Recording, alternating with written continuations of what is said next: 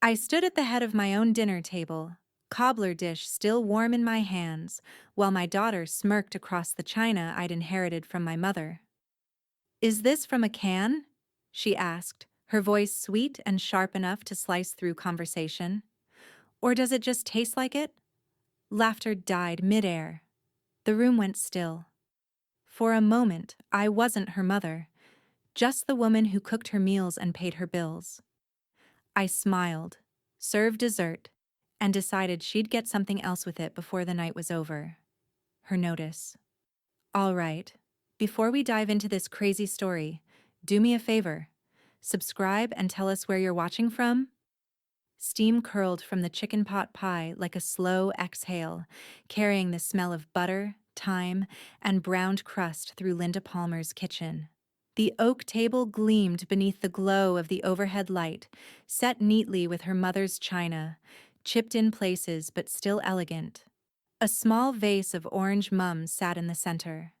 It looked like the kind of table you'd see in an old Southern cookbook, all warmth and order and history. 5 guests filled the room with small talk.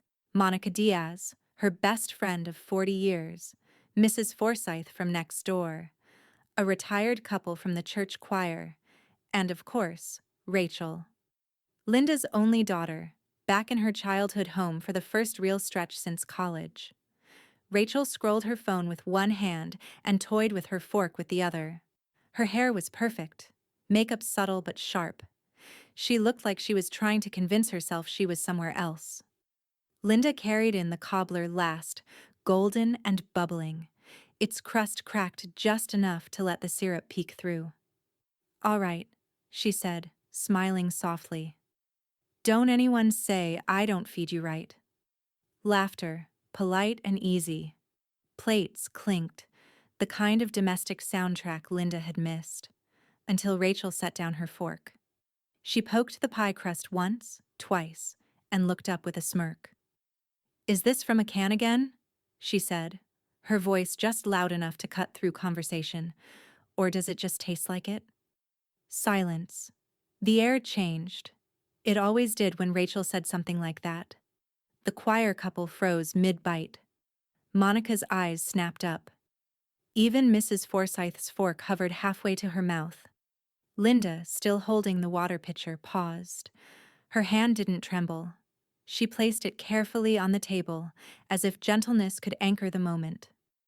Rachel leaned back in her chair, satisfied with the ripple she'd made. "I'm just saying what we're all thinking." Monica's lips pressed tight. "No, you're not," she said, her tone flat and dangerous. Rachel rolled her eyes. "Oh, please. You all act like she's Julia Child, but this is—" "Speak for yourself, dear," Mrs. Forsythe interrupted. Her silver hair caught the light as she adjusted her glasses. "Some of us still know the difference between love and canned soup." The room breathed again, a mix of laughter and discomfort. Linda straightened, smoothing her apron.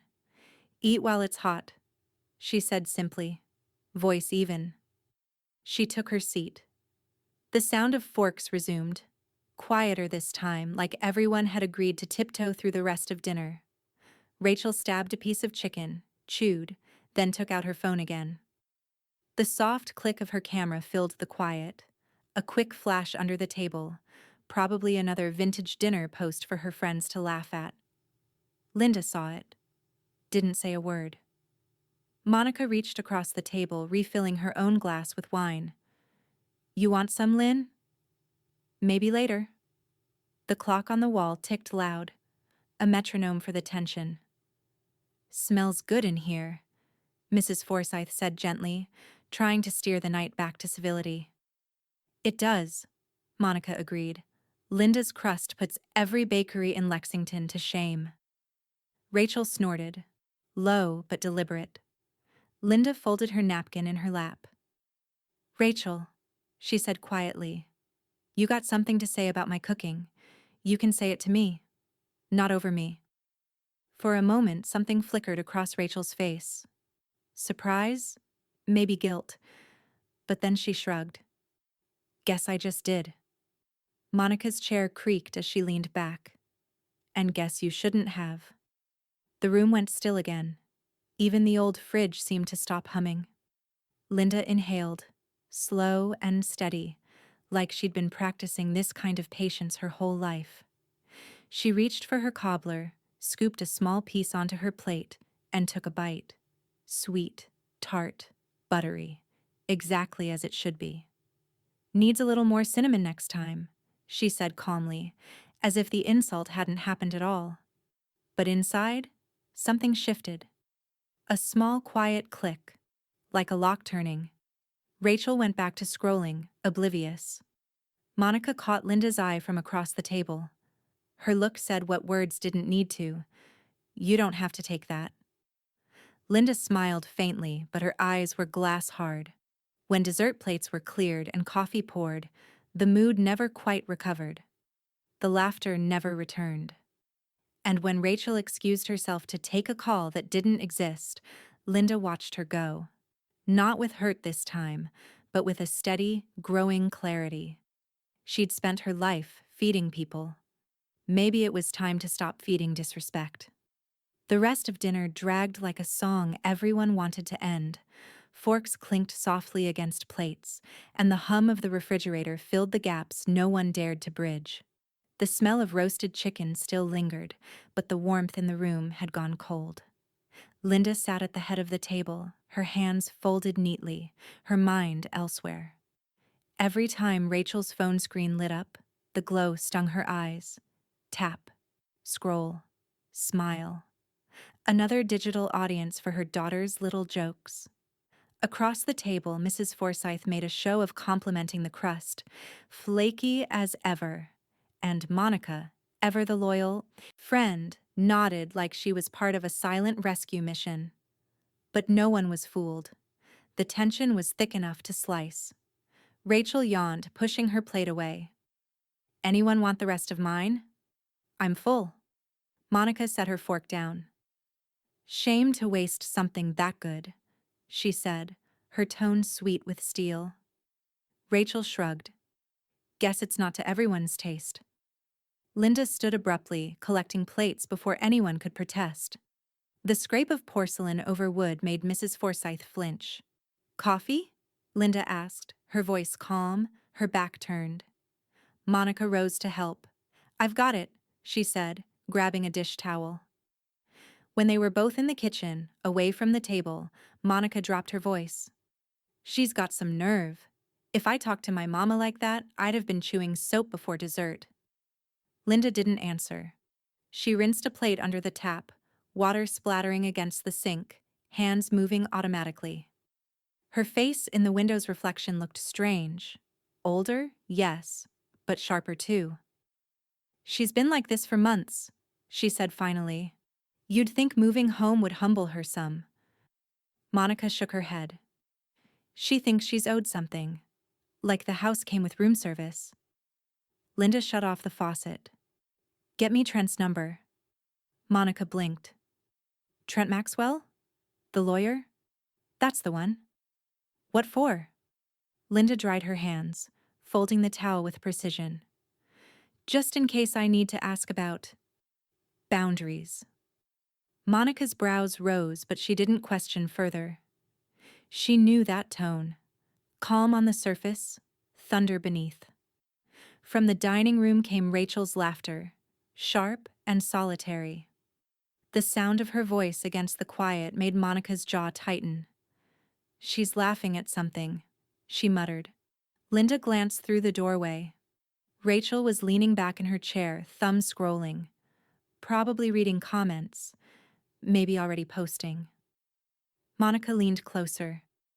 You sure you're ready for whatever you're thinking? Linda's lips curved into something that wasn't quite a smile. I'm ready to stop being everyone's joke. She carried the coffee pot back to the table. Rachel didn't look up, didn't thank her. Just slid her cup closer like she was at a diner. A faint buzz from Linda's phone cut through the silence. She glanced down. Kevin. How's dinner? Linda hesitated. Thumb hovering over the screen. She could almost hear his voice, light and distant, always calling from some other state, some other life. She typed back, about to be historic. Rachel caught the flicker of the screen and smirked. What's that supposed to mean?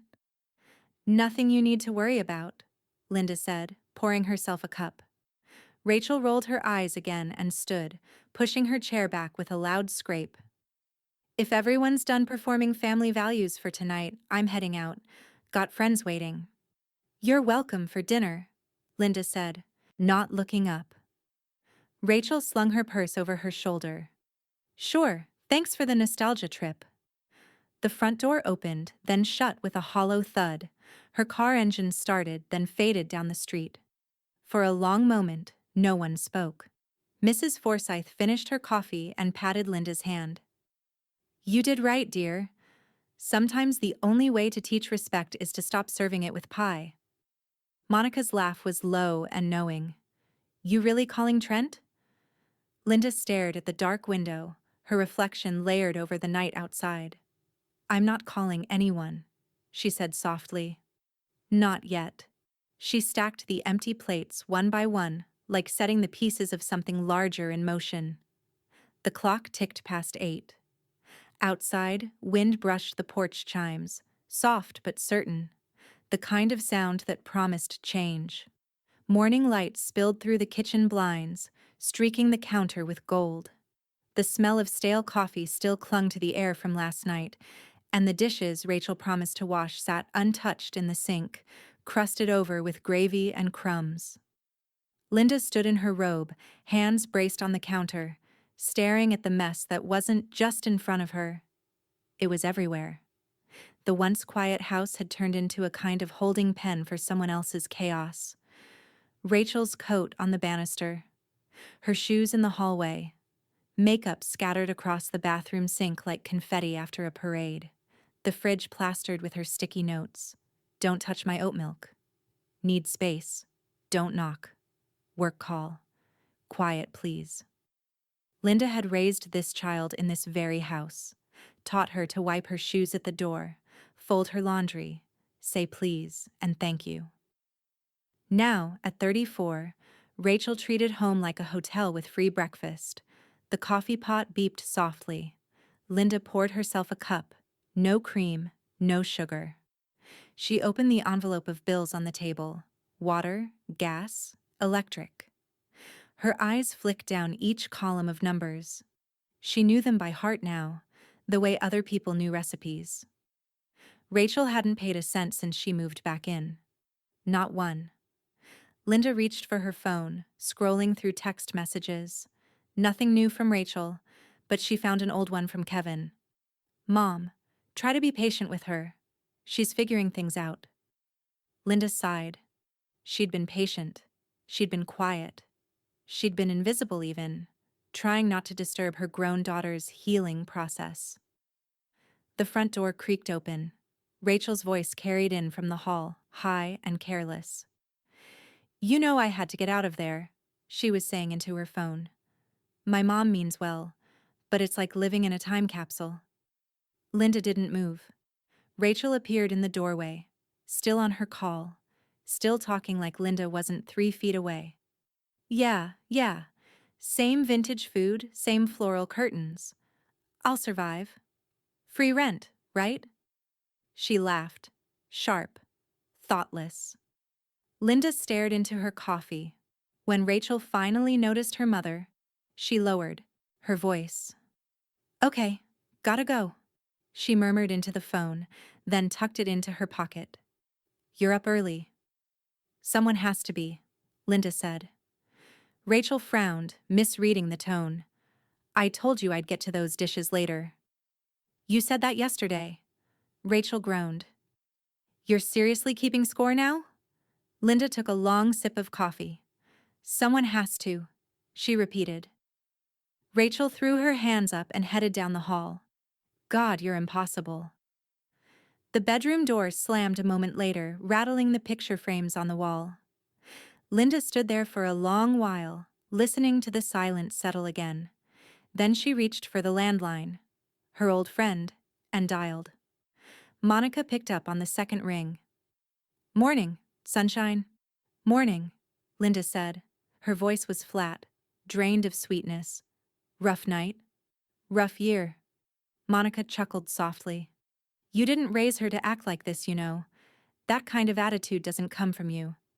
Linda's eyes drifted to the hallway where the bedroom door stayed stubbornly closed.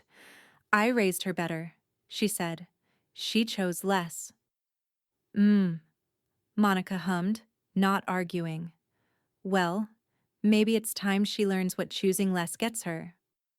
Linda didn't answer, but her silence spoke volumes. She hung up a few minutes later and set her mug in the sink, next to Rachel's crusted plate. Her phone buzzed again, and she nearly ignored it, until she saw the notification. Facebook. Rachel Palmer posted in Lexington Locals. Linda's stomach tightened. She opened the app. There it was. A photo of last night's table, grainy and cruel. The caption read, "Another vintage dinner at Mom's. Someone save me before I drown in gravy." Within minutes, comments bloomed beneath it. At least she's trying. LOL, she still uses real butter? Poor you. Linda's jaw clenched. Her thumb hovered over the screen, then pressed screenshot. The sound it made was small, crisp, like snapping a twig in the woods.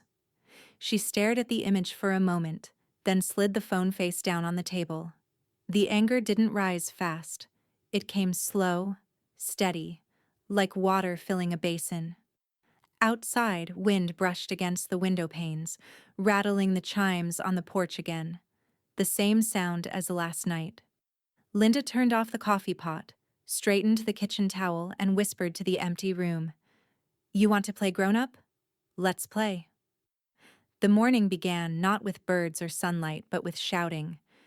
You used the last of my oat milk again? Rachel's voice shot down the hallway like an alarm bell, dripping with indignation. Linda sat on the edge of her bed, folding towels with slow precision. She didn't look up. She placed one neatly on top of the next, aligning the corners like the world depended on it. Good morning to you too, she said quietly. Rachel stormed into the doorway, wearing pajama pants and yesterday's eyeliner. I told you not to touch my stuff. I didn't. Then who did? Linda folded another towel. Maybe the oat milk fairy. Rachel scoffed. You think you're funny. No, Linda said. Just patient. She stood, stacked the folded towels, and brushed past her daughter without another word. Rachel muttered something under her breath, something about boomer control issues, and slammed her bedroom door hard enough to rattle the hallway mirror. Linda didn't flinch. The sound echoed for a moment, then faded into the steady rhythm of her own heartbeat. She carried the towels into the linen closet, slid them into place, and shut the door gently. It was almost meditative, like she could organize her sanity one folded square at a time. A knock sounded at the front door. 3 quick taps. When Linda opened it, Monica stood there in her quilted vest holding a plate covered in foil. Morning. I brought lemon bars before I lost my nerve. Linda smiled faintly. You're too good to me. Don't say that till you taste 'em, Monica said, stepping inside. Then she lowered her voice. You sure you're ready for this? Linda shut the door behind her. I was ready 3 Facebook posts ago. Monica set the lemon bars on the counter and pulled a manila folder from her tote. Trent sent this over early. Draft lease, blank. You fill in what you need. Linda wiped her hands on a dish towel, opening the folder. The pages inside were crisp, clinical. Rent amount, due date, tenant obligations. The language was all business, and that was the point. He said we can add a 30-day notice clause if she's non-compliant, Monica explained. Linda nodded slowly, tracing the words with her finger. 30 days feels generous. Monica gave a short laugh. You've got that cafeteria manager about to lay down rules look again? Linda smirked. Old habits die hard. They sat at the kitchen table, the same one where the insulted pie had once sat. Linda filled out each line carefully, her handwriting steady. The act felt almost sacred. For once, she wasn't reacting. She was deciding. By the time the last initial was signed, she exhaled. Not relief exactly, but something close to control. Monica poured coffee into 2 mugs and passed one over. Trent said he'll swing by this afternoon if you want to finalize it. Linda took a sip. I do. Good, Monica said. Because she's not gonna like it. I'm counting on that. They shared a quiet, knowing look. From down the hallway came the muffled sound of music. Rachel's door shut tight, bass thudding like a barricade. Linda glanced toward it. She used to sing along to this song in high school, she murmured. Kids grow up, Monica said, sometimes backward. The phone rang just then, slicing through their conversation. Linda checked the screen. Kevin. She answered. Hey, sweetheart. Mom, he said carefully. Monica texted me. You're really doing this? I am. A pause. You're kicking out your sister. Linda's tone didn't waver. I'm giving her the same thing I gave you. Responsibility. Mom, I get it, but she's struggling. You sure about this? Linda looked out the kitchen window. The backyard trees were turning gold, leaves drifting one by one like slow confessions. No, she said. But I'm done waiting for sure. Kevin sighed on the other end. You've got guts, Mom. I've got boundaries, she corrected gently, then hung up. Monica studied her from across the table. You really think she'll take the eviction seriously? Linda closed the folder and slid it aside. She'll take it how she takes everything. Loud. Right on cue, a door slammed again down the hall. The 2 women jumped slightly, then exchanged glances that turned to quiet laughter. Monica bit into a lemon bar, powdered sugar dusting the counter. Guess that's your answer. Linda picked up the folder, tapping the papers into alignment. Let her slam doors, she said. I'm the one locking them next. The smell of cinnamon filled the Palmer kitchen, curling up from the oven like a promise. Linda stood by the counter, waiting for the timer to sing its shrill little song. The apple pie inside gleamed through the glass, its crust bronzed to perfection. She brushed the surface once more with melted butter. The final touch on what she knew would be the last Sunday dinner of its kind. The table was already set. 6 places, polished silver, folded napkins, her mother's china again. Old traditions for a new kind of reckoning. By 5 o'clock, the house was alive with chatter. Monica had brought sweet tea and her usual unfiltered commentary. Mrs. Forsythe arrived with a cardigan the color of ripe pears and a sharp eye for tension. Kevin, in from out of state, hovered near the entryway, half hugging his mother before taking his seat. And Rachel, perfectly late, breezed in 10 minutes after everyone else, sunglasses still on, pretending not to notice the weight of every stare. Well, look at this, she said, setting her purse on a chair. A whole audience. What's the occasion? Someone die? Monica murmured. Not yet, into her glass of tea. Linda smiled lightly. Just dinner, honey. Sit down. Rachel smirked. Guess I can't say no to your vintage cooking, right? Mrs. Forsythe coughed delicately, hiding a grin. The meal passed in careful, brittle politeness. Mashed potatoes, green beans, slow conversation. Kevin tried to fill the gaps, asking about church news, about the autumn festival, about anything that didn't have Rachel's name in it. Linda listened, nodded, smiled at the right moments. She even laughed once, softly. But every movement was deliberate, every word was rehearsed. The envelope sat beneath a linen napkin on the counter, waiting. When dinner plates were cleared, Linda rose. Dessert time, she said, her tone warm but edged with calm finality. She brought the pie out, steam trailing behind it. The scent of baked apples and butter drifted through the air, and even Rachel glanced up from her phone. You made apple pie? She asked. Bold choice. Hope it's better than last week's. Linda's smile didn't flicker. We'll see. She sliced it cleanly, even portions, equal servings, and placed a plate before each guest. Monica leaned in close enough to whisper, "You ready for this?" "More than ready," Linda murmured back. Rachel forked a piece of pie, tasted it, and wrinkled her nose. Yep, just like middle school lunch food. Thought I recognized the flavor of cafeteria mystery spice. The room went still. Monica chuckled, low and dangerous. Funny, I remember kids begging for seconds back then. Rachel rolled her eyes. Don't take it personal, I'm just being honest. Linda wiped her hands on her apron and turned toward her daughter, her face serene. I appreciate honesty, Rachel. She walked to the counter, picked up the envelope, and placed it neatly beside Rachel's plate. That's yours? Rachel blinked, fork still in hand. What is this? A thank you card? No, Linda said. Just something overdue. The rustle of paper filled the silence as Rachel slid a finger under the flap. The room watched her, Mrs. Forsythe pretending not to, Monica openly leaning forward, Kevin looking between them like he was trying to spot the fuse before it blew. Rachel unfolded the letter, her brow furrowed as she scanned the first few lines. What the hell is this? Linda's voice was soft, but unshakable. You have 30 days to find your own kitchen. The words landed like a glass shattering. Rachel stared at the page, then at her mother, confusion giving way to disbelief. You're evicting me? Linda didn't look away. I'm asking you to grow up somewhere else.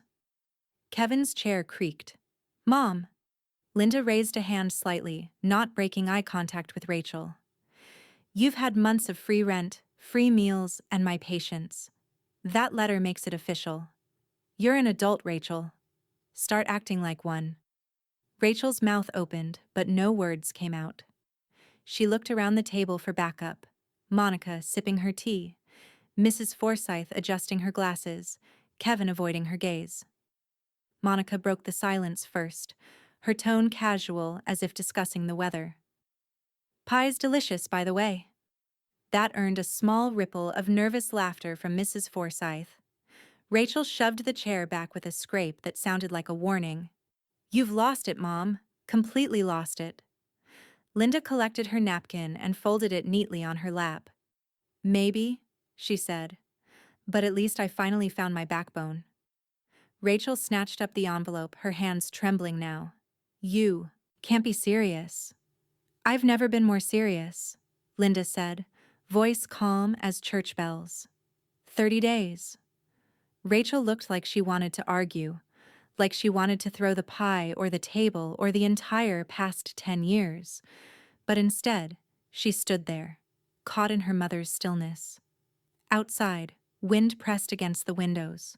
The chimes on the porch whispered, steady and soft.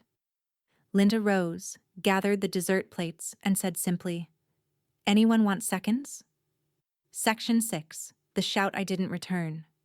700 words. The pie knife hadn't even cooled before Rachel exploded. You're kicking out your own daughter? She shouted, her voice sharp enough to slice through the last trace of civility left in the room. The envelope hit the table with a slap, scattering crumbs like shrapnel. The sound froze everyone. Monica stopped mid-sip, fork halfway to her mouth. Mrs. Forsythe blinked once, eyes flicking between mother and daughter as though afraid to move. Kevin opened his mouth, then shut it again, realizing too late that anything he said would only feed the fire. Linda didn't flinch. She simply gathered the dessert plates one by one, stacking them neatly in her hands as Rachel's voice ricocheted around the dining room. After everything I've been through, this is what I get? Rachel went on, her face flushed, eyes glassy with disbelief. You think this is helping? You think throwing me out is going to make you feel like some hero? Linda carried the plates to the sink, the quiet click of ceramic against porcelain the only sound for a long moment. When she finally turned around, her voice was steady. You kicked yourself out the moment you stopped being kind. Rachel stared at her as if she'd been slapped. Oh, don't you start with your Hallmark lines, Mom. You're just mad that I don't worship your damn casseroles and picket fence life, Monica muttered. And we're back to the canned attitude. Kevin shot her a warning look, but Monica just shrugged, unapologetic. Linda rinsed a dish under the faucet. The running water hissed between words. I'm not mad, she said softly. I'm done. Rachel's laughter came out brittle, breaking halfway through. You're done? I don't even have anywhere to go. You just want to feel powerful for once in your life. Linda set the wet plate in the drying rack, then turned back to her daughter. No, Rachel. I want peace in my own house. That's not power. That's survival. The room felt smaller suddenly, the air heavier. Even Mrs. Forsythe, never one to resist gossip, stayed frozen, her teacup poised in midair. Rachel's hands curled into fists at her sides. You're unbelievable. You act like you're some saint, but you're just a lonely old woman trying to punish everyone for it. Linda's eyes softened, though her posture didn't. You can call me lonely, you can call me old, but you can't call me weak.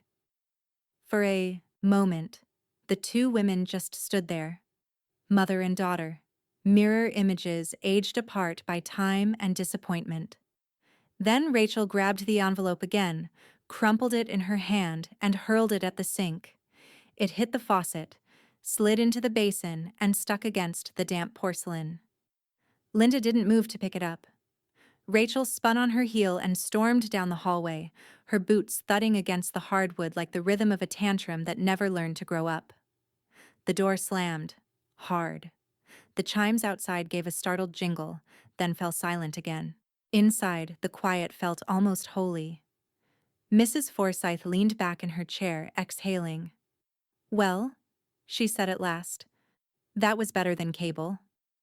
Monica, without missing a beat, lifted her fork in a mock toast. To strong women and cold pie.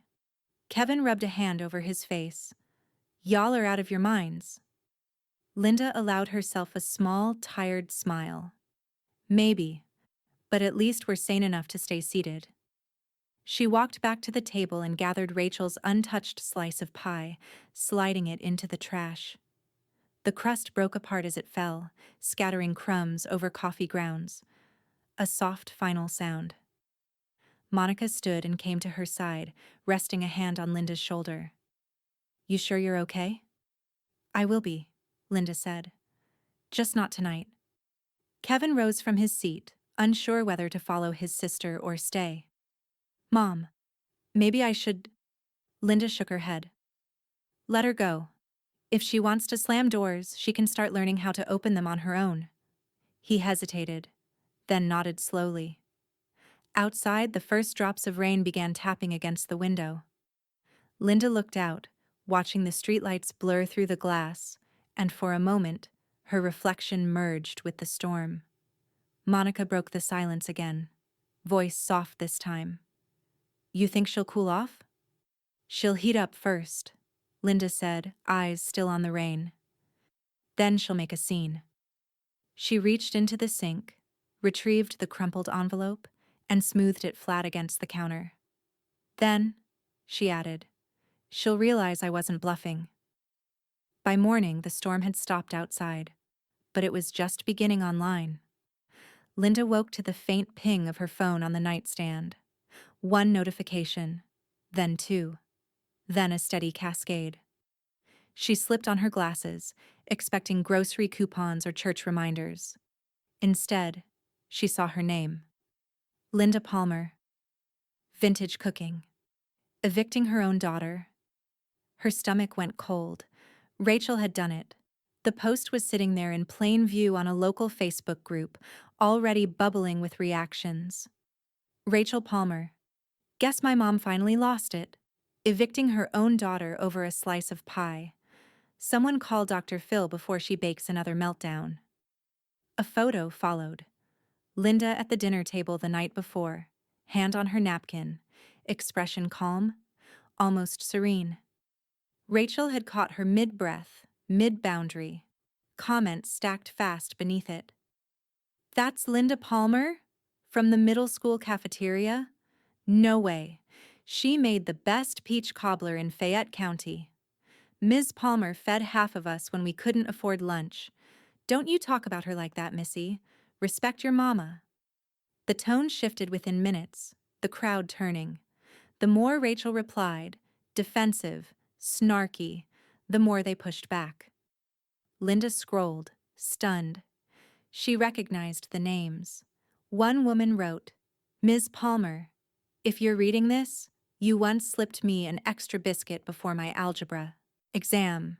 You said, 'Food helps the brain think.' You were right. I passed." Another, "I didn't have much growing up, but Ms. Palmer always made me feel full. Don't know what I'd be without her lunches." A man chimed in, "Linda Palmer is a legend. Her chili kept half our football team alive." By the time Linda reached the end of the thread, Rachel had stopped replying. The angry emojis had dwindled, replaced by hearts and prayer hands. The tide had turned completely. Linda set the phone down, heart thudding. She didn't feel smug. She felt seen. For the first time in years, maybe decades. Her door creaked open. Monica's voice called from the hallway. "You up?" "In here," Linda said, still holding the phone. Monica shuffled in wearing her Sunday sweatshirt and carrying a small stack of papers. "I saw it. Thought I'd bring the morning news in print." Linda blinked. "You printed it?"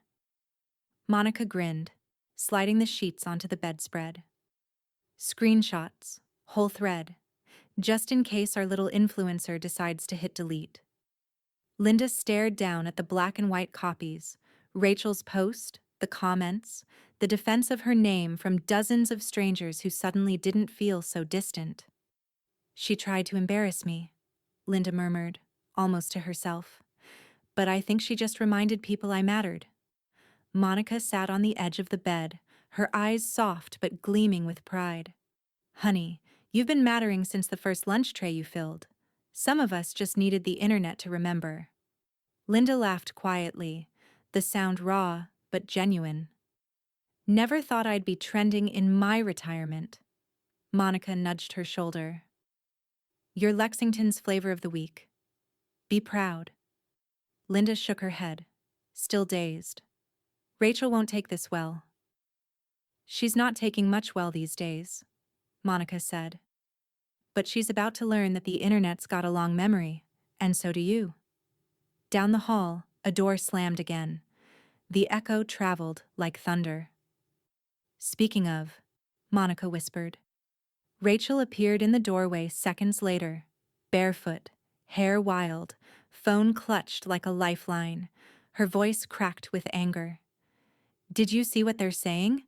They're calling me ungrateful." Linda met her eyes, calm as ever. "Maybe they're right." Rachel's jaw dropped. "You think this is funny? They're making me look like some spoiled brat." Linda rose slowly, smoothing the blanket. "You didn't need their help for that, sweetheart." Rachel's lips trembled, caught between fury and shame. "You're loving this, aren't you?" "No," Linda said softly. "I'm learning from it." Rachel glared for another heartbeat, then turned and stalked away. The sound of her door closing this time was quieter, less like defiance, and more like retreat. Monica exhaled. "Well," she said, standing, "you want me to frame these? Or file them?" Linda took the stack of printed screenshots, ran a hand across the top page, and smiled faintly. "Neither." She crossed to the living room, pulled open her desk drawer, and slid the pages into a folder labeled in neat handwriting, "Just in case." Monica tilted her head. "Insurance." "Evidence," Linda said, "of who she became, and who I still am." The chime outside swayed softly in the wind, the sound light, almost forgiving. The kitchen table looked more like an accountant's desk than the heart of a home. Piles of bills, printed statements, and hand-labeled envelopes were spread in perfect order: water, gas, electric, groceries, Wi-Fi. The smell of pencil lead and lemon cleaner filled the air.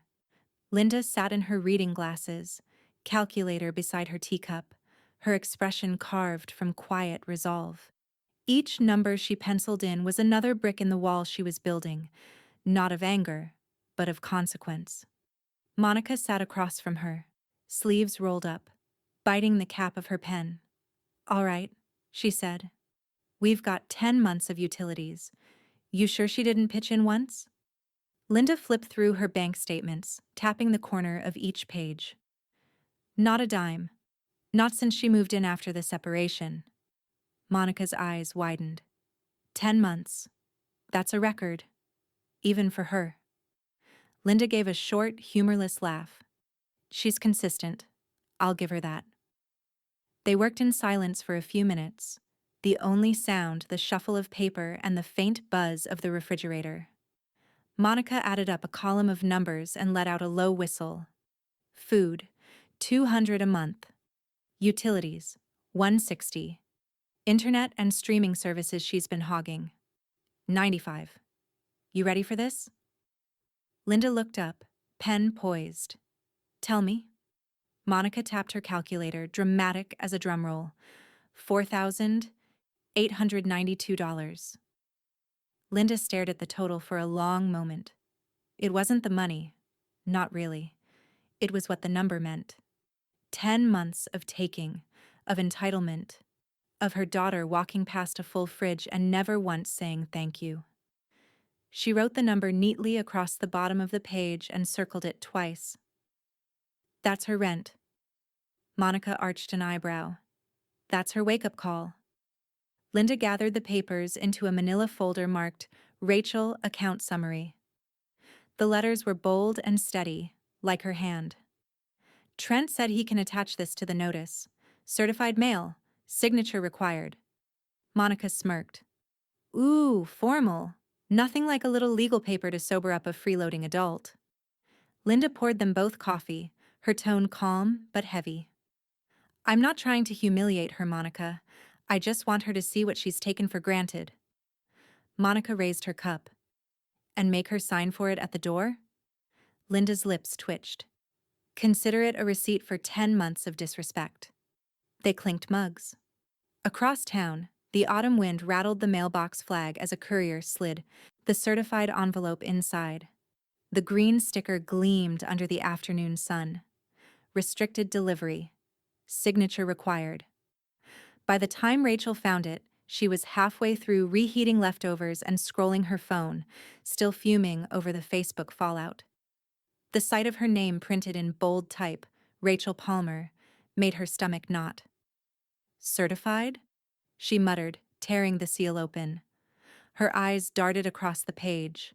Line by line, the breakdown of expenses glared back at her like a mirror. Rent, $3,000. Utilities, $160. Food and household costs, $732. Total, $4,092 due within 15 days of receipt. Her face went pale. "She's insane," she whispered. "She actually sent me a bill." She dropped the letter on the counter, pulled out her phone, and started typing furiously. Back at Linda's house, her own phone buzzed moments later. Kevin. "Mom, you're scaring her." Linda smiled faintly, the corner of her mouth tightening with something between sadness and satisfaction. She typed back slowly, each word deliberate. "Good. Maybe she'll think twice before laughing next time." The reply bubble blinked for a long time, then disappeared. Linda exhaled, closed her folder, and slid it into the drawer beside her just-in-case file. Monica looked up from the crossword puzzle she'd been pretending to work on. "Well?" "She got it," Linda said. Monica nodded. "And?" "Kevin says she's scared." Monica grinned. "Then it's working." Linda leaned back, eyes on the window.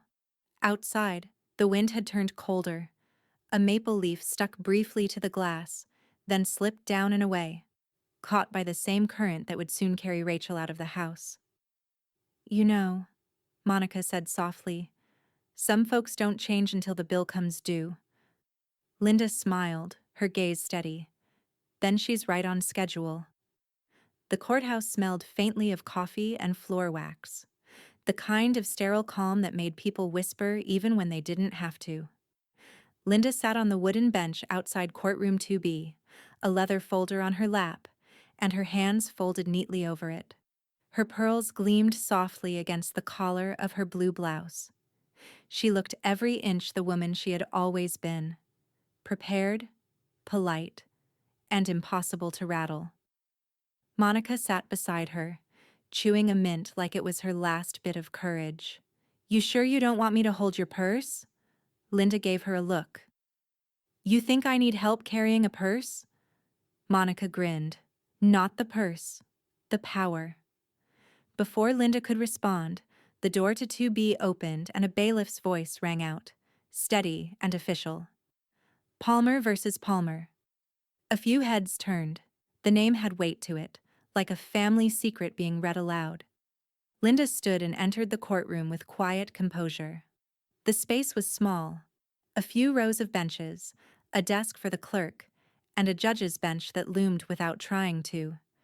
She sat at the petitioner's table, smoothed her skirt, and laid out her folder. Across the aisle, the door banged open again. Rachel rushed in, sunglasses perched on her head, her hair hastily pulled back. Her phone was still in her hand. Sorry, traffic, she muttered, sliding into her seat. The judge, a middle-aged woman with sharp eyes and a voice that brooked no nonsense, glanced over the rim of her glasses. Ms. Palmer, we started 5 minutes ago. Rachel dropped her bag with a sigh. Yeah, I know. Sorry. Linda didn't look at her. Not once. The clerk read through the case summary, each word landing like a bell toll. Eviction, unpaid rent, damages totaling 4,892. The judge nodded, flipping through the paperwork. Ms. Palmer, the elder, I see you've included a detailed ledger. Yes, Your Honor, Linda said calmly. Utilities, groceries, household costs, all documented. Monica sat in the gallery, trying not to smirk. Her friend's composure was surgical. No tremor, no hesitation, just steady truth. Rachel crossed her arms. She's exaggerating, she muttered loud enough for everyone to hear. She's just being dramatic. The judge's head snapped up. Excuse me? Rachel leaned back, eyes defiant. She's always been like this. Overreacting. She doesn't need the money. This is just about control.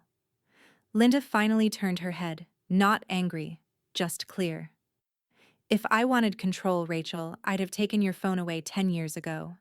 Monica bit the inside of her cheek to keep from laughing. The judge gestured for quiet. Ms. Palmer, this is a legal proceeding, not family therapy. Let's stick to the evidence. She turned back to Linda. You mentioned photos of damage? Linda nodded, sliding a few prints forward. The stained carpet, the cracked mirror, the wall scuffed where Rachel's suitcase had hit it. The judge studied each one carefully. Duly noted. Rachel huffed, glancing around the courtroom like she couldn't believe she had to be there. I told her I'd clean that up. This whole thing is ridiculous. The judge arched an eyebrow. Ridiculous would be ignoring a written lease agreement. Monica's grin spread slow and wide in the back row. Rachel blinked. Wait. Lease agreement? She actually… The judge tapped the papers with her pen. Signed by both parties, dated, witnessed, perfectly legal. Rachel's mouth opened, but nothing came out. Linda sat back, her fingers laced, her expression unreadable. For a long moment, the room went utterly still. Just the shuffle of the clerk's papers and the creak of the judge's chair. Then came the decision, crisp and final. Rachel Palmer, you are ordered to vacate the premises within 30 days. Restitution to the plaintiff, Ms. Linda Palmer, in the amount of $4,500. The gavel fell. Monica exhaled hard, whispering under her breath. And that's the sound of justice served warm. Rachel stared at the judge, then at her mother. You can't do this to me. Linda rose gracefully, gathering her folder. The court already did. Rachel's face crumpled into disbelief. You're enjoying this. Linda paused, adjusting her purse strap. No, sweetheart, I'm surviving it. The bailiff motioned for order as Rachel's voice cracked again, but Linda was already walking out.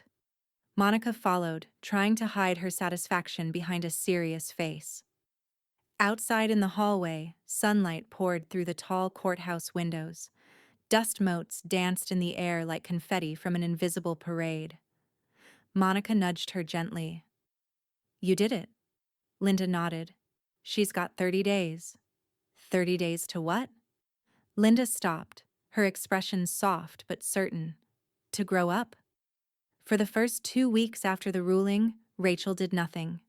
The court order sat crumpled on her dresser under a curling hair straightener cord and a pile of unfolded laundry. She pretended not to see it each morning, walking past the stack of unopened boxes Linda had set by her door like polite warnings. Linda, meanwhile, kept time like a metronome.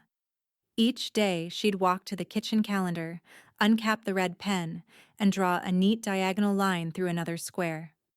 28 days left. 25. 21. The marks were thin but sharp, each one cutting closer to freedom. The house had fallen into a strange, taut quiet. Not peace, exactly, but the stillness before something breaks. Rachel avoided her mother's gaze, sleeping until noon, slipping out late, leaving half-drunk coffee cups in the sink like small rebellions. Linda said nothing. She'd stopped nagging years ago. Now she simply recorded. On day 16, Monica dropped by, waving a roll of packing tape like a trophy. Time to get this train moving, she said. Linda gave her a look over the rim of her glasses. You volunteering for manual labor again? Consider it cardio. They climbed the stairs to Rachel's room, the smell of perfume and stale candle wax hanging heavy in the air. Clothes covered every surface, dresser drawers half open, a makeup palette smeared across the vanity like war paint. Monica whistled. She's allergic to adulthood. Linda opened the closet and began folding what she could. Sweaters, dresses, jeans still with the tags on. We'll just start small, one box at a time. You sure you don't want to wait for her to do it herself? Monica asked, taping a box shut. She's had 16 days to do it, Linda said, her voice even. Seems she's waiting for a miracle. I'm fresh out. Downstairs, the red inked calendar gleamed from the wall. 14 days left. By the time they finished, the room looked eerily calm. The chaos had been boxed, labeled, and stacked neatly by the window. Shoes, books, bathroom stuff. Monica scrawled the labels in thick marker, her handwriting slanted but sure. Half the room's packed, she said, wiping sweat from her brow. If this doesn't light a fire under her, nothing will. Linda smoothed the bedspread, her gaze softening for just a moment. I don't want to embarrass her. I just want her to see what consequences look like. Monica's voice gentled. Lynn, this isn't punishment. It's proof you meant what you said. A car door slammed outside. Both women looked toward the window. Rachel was home. Her footsteps pounded up the stairs, then stopped short at the threshold. What the hell is this? Linda turned, calm as if she'd been expecting the question all day. Packing. Rachel's face flushed. You went through my room?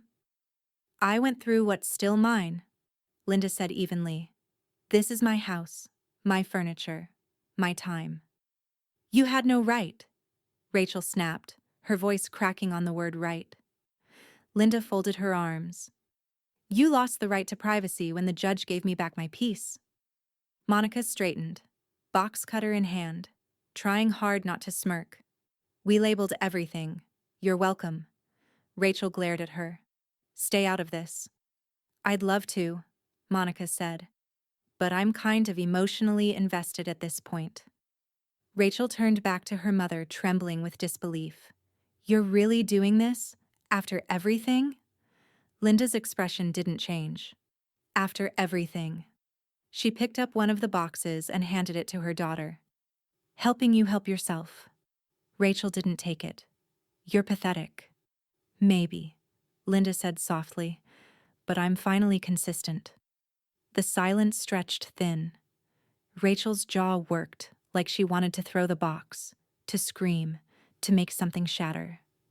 But the sight of her mother's calm stopped her. It was worse than anger. It was finality. She dropped her bag, grabbed her car keys instead, and stormed out. The sound of her boots on the stairs was a drumbeat of defiance. The front door slammed hard enough to rattle the picture frames again. Monica sighed. Well, she said, that went about as smooth as a root canal. Linda looked around the half-empty room, the soft echo of Rachel's absence humming in the air. She's got 13 days, she murmured. Time to learn what leaving feels like. Monica squeezed her shoulder. You're tougher than half the women I know. I had to be, Linda said. I raised Rachel. Downstairs, the red pen waited beside the calendar. Linda walked to it, uncapped it with a decisive click, and drew another slash through the square. 13 days left. The smell of cornbread and onions filled the Palmer kitchen when the knock came. 3 sharp raps, firm and official.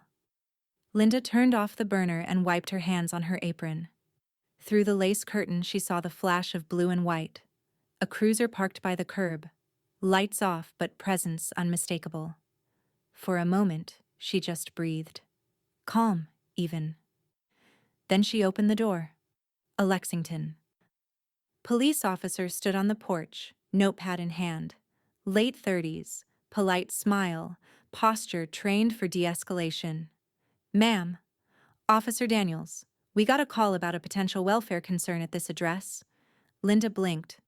A welfare concern? Yes, ma'am. Caller said there's been some hostile behavior and a potential eviction threat from the homeowner. You, Mrs. Palmer? Linda smiled faintly. The one and only. Come on in before the cornbread cools. The officer hesitated, then stepped inside. The warmth of the house hit him immediately. Savory air, old clock ticking, Billie Holiday playing soft from the kitchen radio. Not exactly the scene of a crisis. Linda gestured toward the stove. You'll have to excuse the mess. I was sautéing onions for dinner. People call it the worst times, don't they? He glanced around. You live alone? Linda's voice stayed steady. Mostly. My daughter still occupies a room upstairs, against my better judgment and a signed court order. That earned a raised eyebrow. Court order? Linda wiped her hands and motioned toward the counter. A neat folder lay open beside a pile of neatly folded dish towels. Inside were copies. Stamped, dated, highlighted in yellow. Eviction notice, judgment, restitution order, and her 30-day deadline. Everything clean, everything legal. Officer Daniels flipped through the pages, his brow smoothing as he scanned. You're organized. I ran a cafeteria for 30 years, Linda said. If I could manage 300 hungry kids and a federal food budget, I can handle 1 grown woman and a stack of paperwork. A sharp voice interrupted from the top of the stairs. You have no right letting him in here. Rachel. She descended fast, phone in hand, camera recording. Her eyes were red-rimmed, her expression defiant. This is harassment, you know. She's trying to make me homeless. The officer straightened. Ms. Palmer? Rachel jabbed a finger toward her mother. She's lying to you. She forged that lease. I never agreed to pay rent. She just wants to get rid of me. Linda turned to face her, voice as calm as if she were reciting a recipe. You signed the agreement in this kitchen. Monica witnessed it. Your handwriting, your initials. I can show you the copy with the coffee stain if you'd like. Rachel's jaw dropped. You kept copies? Of course I did, Linda said. I keep copies of everything. It's called responsibility. The officer flipped back through the documents. Ms. Palmer, he said, addressing Rachel now. According to the judge's signature, you were granted 30 days to vacate, and that deadline's still active. Rachel sputtered. She's manipulating you. You don't know what she's like when you're not here. Ma'am, the officer interrupted gently. The paperwork's clear. The homeowner has followed all required procedures. You're the only one violating orders at the moment. Rachel went still, her mouth working silently. Linda turned back toward the stove. Dinner's getting cold. Would you like some cornbread, officer? He chuckled despite himself. I think I better stay professional, ma'am. Suit yourself. She slid a square from the pan and placed it on a napkin anyway, setting it by the edge of the counter. For the road. The officer nodded, flipping his notepad shut. Ma'am, I'll note that everything appears compliant. If she hasn't vacated by the deadline, we'll come back to enforce the order. Linda reached into the folder once more, handing him a highlighted page.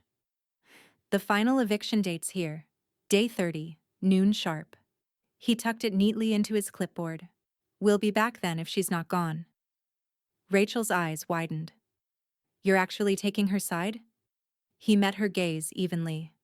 I'm taking the side of the law. The silence that followed was brittle, stretching across the room like glass about to crack. Rachel turned and stormed up the stairs, shouting something muffled. Something about lawyers, unfairness, betrayal. The door upstairs slammed again, the echo rolling through the old house like thunder. Linda didn't move. She reached for her wooden spoon, stirred the onions once, then turned down the heat. Officer Daniels gave a slow shake of his head, half admiring, half sympathetic. You handle this better than most folks would. Linda smiled, faint but real. When you've been talked over for 30 years, silence becomes a weapon. He nodded once, tipped his hat, and stepped back onto the porch. The cruiser's engine started, red taillights glowing against the dusk. Linda stood in the doorway, watching him drive away, the cornbread cooling behind her and the house returning to stillness. The morning of the eviction dawned cold and clear, sunlight catching on the frost that clung to Linda's mailbox. The date, bold and red on her kitchen calendar, looked almost festive, if not for what it meant. Day 30.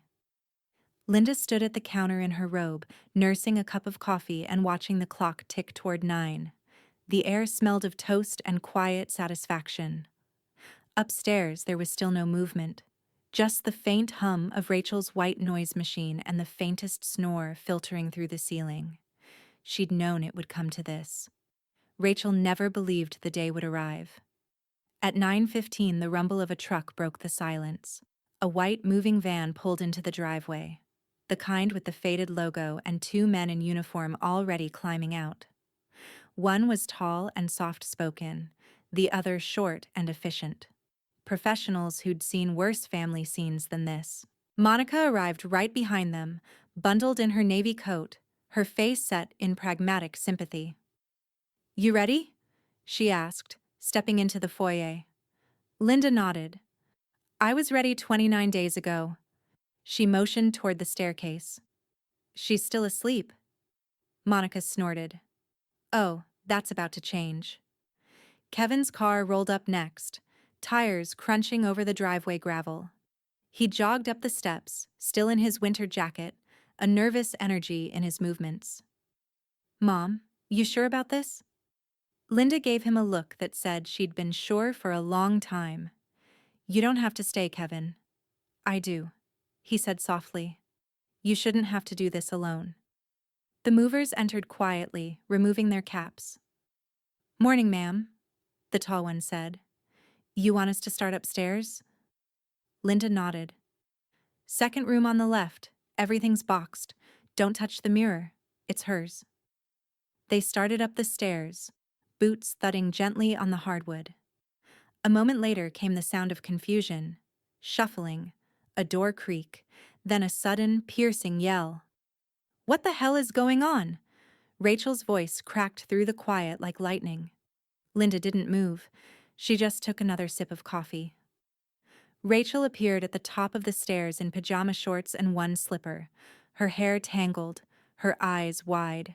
She took in the movers' lifting boxes from her room, the sight of Monica labeling containers with a marker, Kevin standing at the bottom of the stairs with his hands in his pockets. "You can't do this," she shouted, gripping the railing. "You can't touch my stuff." Monica looked up. "Technically, honey, she can." Rachel glared. "Stay out of this, Monica." Kevin sighed, voice steady but resigned. "You should have been nicer to Mom." Rachel blinked at him, caught off guard. "You're taking her side now? You don't even live here." "Exactly," he said quietly. "Because when Mom says she's done, she means it." The movers passed between them, carrying another sealed box marked books. One paused near the top step, giving Rachel a sympathetic look before heading down. Linda finally spoke. Her voice was calm, precise, the way it used to be when she ran the cafeteria and chaos needed order. "Rachel, your things are packed and labeled. The movers will take them to the storage unit Trent arranged. You can pick up the key once you've got your new address." Rachel's face crumpled, anger bleeding into disbelief. "You're serious? You're actually doing this?" Linda met her eyes. "The judge gave you 30 days. You spent them sleeping." Rachel stepped forward, trembling, her voice shaking with rage. "You think this makes you some kind of hero? Some kind of victim who gets applause for kicking out her own daughter?" "No," Linda said softly. "It makes me free." The words hung there, heavy and final. Rachel stood frozen, her breathing ragged.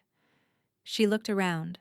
The house that had always been hers when she needed it, that had always bent around her moods and messes. Now it looked smaller somehow, tidy, impenetrable. One of the movers walked past carrying her framed photos. "Ma'am, where would you like these?" Linda hesitated for half a second, then said, "Storage, too." The movers nodded and disappeared out the door. Monica moved to the kitchen, murmuring to Kevin, "She's holding it together better than anyone I've ever seen." Kevin nodded. "She's been holding it together her whole life." Rachel finally turned, storming back toward her room. "You're all unbelievable," she shouted. The door slammed again, maybe for the last time. The movers kept working, steady and polite. By the time they finished, the house felt lighter. Emptier, yes, but clean, in a way it hadn't been in years. Linda walked upstairs one last time. The room looked hollow now. Pale walls, bare shelves, a rectangle of sunlight cutting across the floor. She glanced around, then reached for one small thing, the old cast-iron skillet that had belonged to Rachel since college, the one she'd scorched twice, but refused to throw away. Linda placed it gently on top of the last sealed box. "Everyone needs one good pan," she murmured. Then she closed the door behind her. Outside, the movers loaded the final boxes into the truck. Rachel stood on the porch, arms crossed, eyes red but dry. She didn't say goodbye. Linda stepped past her, clipboard in hand, and signed the final form the tall mover offered. "Thank you, gentlemen. Drive safe." They tipped their caps, pulled away, and left nothing behind but tire marks and cold air. Monica looped her arm through Linda's. "How do you feel?" Linda watched the truck disappear down the street. "Lighter." The morning after the movers left, Linda woke to a silence so deep it felt like a sound. No footsteps overhead, no slammed doors, no faint hum of Rachel's playlist leaking through the vents. Just the soft creak of the old house settling into its newfound peace. She made her coffee and stood in the doorway of the kitchen, surveying the space that had witnessed everything: the laughter, the fights, the humiliation, the pie that changed everything. The air still carried a faint trace of cinnamon, but underneath it lingered something else, something stale. She tied on her apron. For the next 6 hours, the house became a battlefield of restoration. Linda emptied every cabinet, scrubbed every shelf. She washed and rewashed the counters until her arms ached, wiping away months of grease and resentment. Every scrub stroke felt like reclaiming a square inch of dignity. When she reached the spice rack, the one Rachel had mocked, she paused. The half-used bottles lined up like soldiers, turmeric, smoked paprika, everything bagel, seasoning Rachel had bought but never opened. Linda ran her thumb across the dusty labels, then reached up and pulled the whole thing down. She replaced it with her mother's old tins, still bearing faint traces of handwriting in fading cursive. Nutmeg, clove, love. They clicked gently into place, one after another, like notes finding harmony. By mid-afternoon, sunlight poured through the window, golden and clean. The room gleamed, not in a showy way, but like a space that had finally exhaled. Monica arrived right on time, holding a small paper bag and wearing that grin that always came before good gossip. "Guess what I found at the craft fair," she said. "Linen napkins. Real ones. Thought you could use something civilized for your new era." Linda smiled and opened the bag. The napkins were soft, cream-colored, trimmed with delicate stitching. "They're beautiful," she said quietly. "So's the kitchen," Monica said, glancing around. "You could eat off these floors." "Don't tempt me," Monica laughed. "What's the occasion anyway? You cooking for the Queen?" "No," Linda said. "Just for myself, and whoever's hungry." By 6 o'clock, the kitchen smelled like home again. Fried chicken cooling on paper towels, collard greens simmering low and slow, peach cobbler bubbling golden in the oven. Linda set the table for 5, the same number as that fateful night, but everything about it felt different. Kevin arrived first, carrying flowers and a cautious smile. Mrs. Forsythe followed, punctual as always, and a new couple from church brought sweet tea and curiosity. Monica, of course, claimed her usual seat, declaring herself the emotional glue of the operation. Dinner began quietly, but laughter came easy this time. No tension, no barbed remarks hiding in compliments. Just the soft clinking of silverware, the occasional hum of appreciation, and the rhythm of conversation flowing without interruption. "Linda," Mrs. Forsythe said, slicing her chicken neatly, "this is the best meal you've made in years." Linda grinned. "I finally had time to clean the kitchen." They laughed, but she meant it. By the time dessert arrived, the table had grown louder, cheerful, full. Even Kevin, usually so restrained, was chuckling at one of Monica's stories about her disastrous blind date. When everyone rose to leave, Linda packed leftovers into foil containers, pressing them into grateful hands. "No one leaves hungry," she said, the old cafeteria mantra alive again. When the door finally closed and the last taillight disappeared down the street, Linda stood in the hallway with her arms crossed, just breathing. The silence this time wasn't heavy. It was earned. She lit a single candle on the console table, its flame small but steady, scenting the air with vanilla. The soft flicker illuminated the family photos on the wall, not as reminders of what she'd lost, but of what she'd reclaimed. She whispered to herself, "This house is mine again." A knock sounded at the door, not the sharp, anxious kind she'd come to expect. A polite, rhythmic tap, followed by a voice she didn't recognize. "Mrs. Palmer? Hi, I'm sorry to bother you. I'm Olivia. From Bluegrass Bistro down on Main?" Linda opened the door, curious. A woman in her 40s stood there, her chef's jacket dusted with flour, a folded flyer in her hand. "I hope this isn't weird," Olivia said, smiling sheepishly. "We met once at the church potluck. I tried your cobbler. People are still talking about it. Linda chuckled. Well, I'm glad it didn't kill anyone. Quite the opposite, Olivia said. Listen, I run cooking classes over at the community kitchen downtown. We've been wanting to do a Southern Comforts series, and your name came up. Would you be interested in co-teaching a few classes? Linda blinked. Me? Teach? You'd be perfect, Olivia said earnestly. The real deal. None of this Instagram fluff. Just good food and a warm story. For a moment, Linda didn't answer. Her kitchen glowed behind her.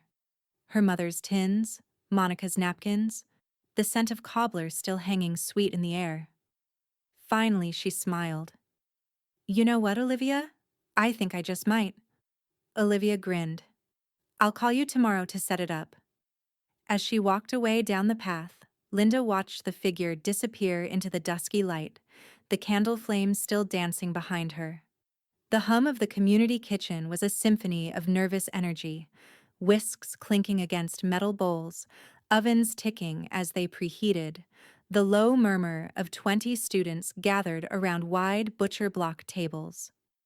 Linda stood at the front in her apron, flour dusting her hands like a badge of honor. The walls gleamed white and clean, the faint scent of cinnamon and butter hanging in the air from a test batch she'd made that morning. Her recipe cards were stacked neatly beside her, old, yellowed, written in looping script that had once belonged to her mother. Olivia adjusted the microphone clip to Linda's apron. You'll do great, she whispered. Just pretend you're talking to friends at your table. Linda smiled. That's the only way I know how to talk. Olivia clapped her hands once. All right, folks, gather close. Tonight's class is part of our Southern Comforts series, and we're learning from one of Lexington's own legends. This is Ms. Linda Palmer, retired school cafeteria manager, community cook, and the mind behind the cobbler that had half the county talking. The crowd chuckled, a ripple of warmth that eased Linda's shoulders. She looked out at them. College kids, single dads, retirees, two sisters arguing over who got to stir. Every face was eager, hungry in more ways than one. She began softly, voice steady but sure. Cobbler's simple, but simple doesn't mean easy. You can't rush comfort food. You can't fake care. The students leaned closer as she poured melted butter into a glass dish. The golden swirl caught the light. Mesmerizing. The trick, Linda said, is to treat every ingredient like it's got feelings. Butter burns if you ignore it. Peaches bruise if you handle them rough. Sugar. Well, sugar forgives everything. Laughter spread through the room. Olivia smiled from the back, arms folded, watching her like a proud stage manager who'd found her star. As Linda spoke, she moved with rhythm. Flour sifted like snowfall, cinnamon sprinkled like memory. Each movement deliberate, each step part of a ritual she'd known by heart since girlhood. This recipe's been in my family since before I could read, she told them. My mama used to say, the first bite should taste like home, even if you don't know where that is. She paused to let that settle, then passed out spoons so they could taste the filling. Warm peaches swimming in brown sugar syrup. A few gasps and murmurs filled the air. Oh my God, one of the college girls whispered. I wish you were my mom. Linda looked up at her, startled, then softened. You've got me now, she said gently, at least for the next 90 minutes.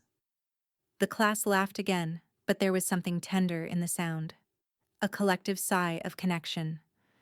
They worked together, messy and earnest, butter smudged on counters, flour streaking the air.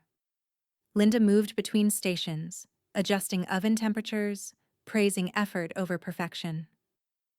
Don't worry about it being pretty, she told a young father who'd overmixed the batter. The best food looks a little lived in. Olivia leaned over to her assistant. You see that? She whispered.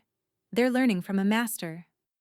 By the time the cobblers came out of the ovens, the air was thick with sugar and nostalgia. The students circled the cooling racks, watching the crust bubble and crack. Linda set down her spatula. "There's your reward," she said. "Hot fruit, crisp edges, and a smell that'll follow you home." They ate standing up, spoons in hand, laughing and swapping stories about family, about food, about the recipes they'd never written down. One man, gray-bearded and quiet until now, said softly, "My grandma used to make something like this. Haven't tasted it in 30 years. You brought her back for a minute." Linda blinked hard and smiled. "Then we did something right." When the last cobbler was scraped clean and the lights began to dim, Olivia handed Linda a framed photo, taken mid-laugh during the class, her hands dusted in flour, students smiling around her. "For you," Olivia said. "First of many." Linda ran a thumb over the glass, tracing the edges of her own grin. "I haven't looked that happy in a long time." "You earned it," Olivia said. "And you've still got more to share." Monica appeared in the doorway, late as always, waving her phone. "I heard there was free dessert and gossip. Which one do I get first?" Linda laughed. "You get to frame this for me." Monica took the photo and held it up to the light. "Now this belongs on your kitchen wall." Linda packed her utensils, her recipe cards, her apron. The students waved as they left, one by one, their laughter trailing out into the cool night. When the last door clicked shut, she lingered a moment, the hum of the refrigerator the only sound left. She inhaled deeply, butter, sugar, and peace. Then she turned out the lights and walked toward the exit, holding the framed photo close to her chest. The phone rang just as Linda was pulling the pie from the oven, that perfect moment when the crust had turned from golden to deep amber, the scent of butter and nutmeg spilling into every corner of her kitchen. She set the pie on the cooling rack and glanced at the caller ID. Rachel. The name blinked once, then twice, before the voicemail icon appeared. Linda stared at the phone a moment longer, the quiet hum of the house filling the space where panic used to live. Then she pressed play. "Hey," Rachel's voice began, small and hesitant, warped slightly by the speaker. "It's me, I wanted to say—" A long pause, the sound of a car door in the background. Then softer. "I found a place. It's not much, but it's mine. Guess that makes two of us now." Another pause. "I saw your class online. Looked full. You looked happy. I'm glad. Anyway, I'll pay you back soon. I mean it this time. I just need a little more time." "Okay. Bye." The message ended. Linda didn't move. She just listened to the echo of it fade into the hum of the oven's cooling metal. For once, her daughter's voice didn't twist the air into something heavy. It just existed. A sound from far away, untethered. She turned back to the pie. Steam curled from its surface, ribbons of warmth rising like memory. She leaned in, inhaling, peaches, brown sugar, the faintest hint of cinnamon. Her hands, once prone to trembling, were steady now. On the counter beside her sat a small notepad, one she kept for recipe notes and thoughts that wouldn't leave her alone. She tore off a fresh page, clicked her pen, and wrote in her neat looping script, "Respect is the only rent I charge." She stared at the sentence for a long while, the simplicity of it carrying more weight than anger ever had. Then she folded the page in half, once, then again, until it was small enough to fit in her palm. At the stove, she struck a match and watched the flame catch. The note curled inward, edges blackening, words disappearing into a small curl of smoke. She dropped it into the sink, let the ashes scatter like dust. Some lessons didn't need to be mailed. By evening, the house was alive again, not with tension, but with laughter and movement. Olivia had come by with a stack of flyers for their next class, and Monica was already setting out plates for the after hours. "Test tasting," which had somehow become tradition. Kevin called to say he'd booked a flight for Thanksgiving, the first in years. Feels like everyone's finally coming to the table, Monica said, licking cobbler filling from her spoon. Linda smiled, rolling more dough on the counter. Everyone who wants to eat anyway. The next weeks passed in a rhythm that felt like grace. Wednesday nights meant full ovens and full hearts. Students returned with stories of the meals they'd cooked, of families they'd surprised, of moments that had started with a recipe card and turned into connection. Linda no longer needed to rehearse what to say. Her hands spoke for her. Her food filled the pauses. She laughed more, worried less, and found herself humming again while she worked. Once, between classes, she caught Olivia watching her with quiet admiration. "You know," Olivia said, "you've got something rare. You make people remember what they forgot they missed." Linda smiled, wiping flour from her palms. "That's because I finally remembered it myself." The last class before Christmas ended with applause. Not polite, not performative. Real. Warm. Her students crowded around for hugs, photos, and seconds of cobbler. Monica snapped one picture where Linda stood laughing, spoon in hand, surrounded by smiling faces. When the kitchen emptied at last, Linda sat on a stool, looking out at the trays of crumbs and the faint steam still rising from the pots. Her muscles ached in the best possible way, the ache of work done right. The candle on the counter flickered again, same as the one she'd lit the night Olivia had knocked on her door. Its flame cast a soft light across the tidy space, catching on her mother's spice tins and the framed photo from her first class. Linda reached over, turned the pie dish slightly so the crust caught the light, and smiled. The phone sat silent on the counter now, still showing the missed call. She didn't delete it, but she didn't replay it either. Some doors stayed closed, not from anger, but from peace. She glanced at the clock, stretched her hands, and stood. The next class was already on the schedule. There'd be another cobbler to bake, another story to share. The world hadn't ended. It had expanded. As she covered the pie with a linen napkin, Monica's gift, the house seemed to breathe around her, warm, clean, content. She got dessert. I got peace.